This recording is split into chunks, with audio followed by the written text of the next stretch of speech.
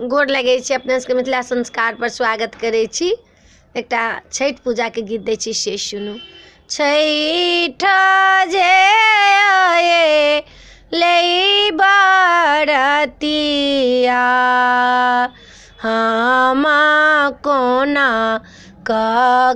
करब, हम कोना करब, नहीं सासु हमारा बतौलै,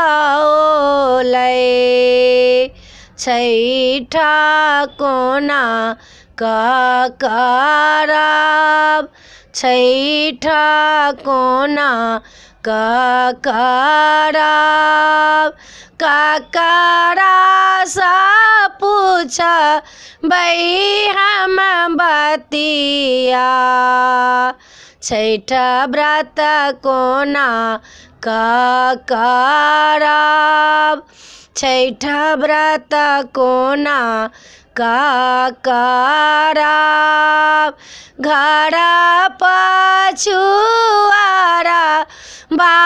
पड़ोसिना बर्ताहुन के पूछब, व्रताहुन के पूछब, छठ व्रत हम करब, हमरा दियौ ने बताय, हमरा दियौ ने बताय, चौठा नहाएब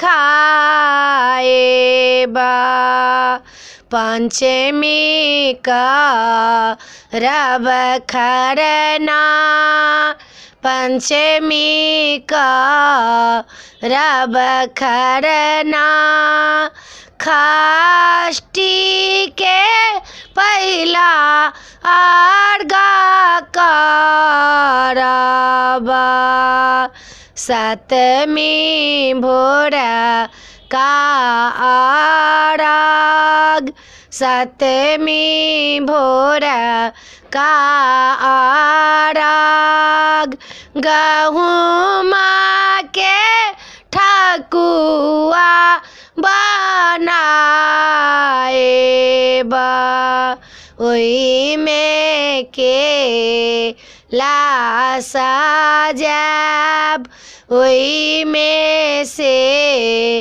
ओ सजाएब, कुसियार से हो धाये लेब, गम्हरी चाउर धरब।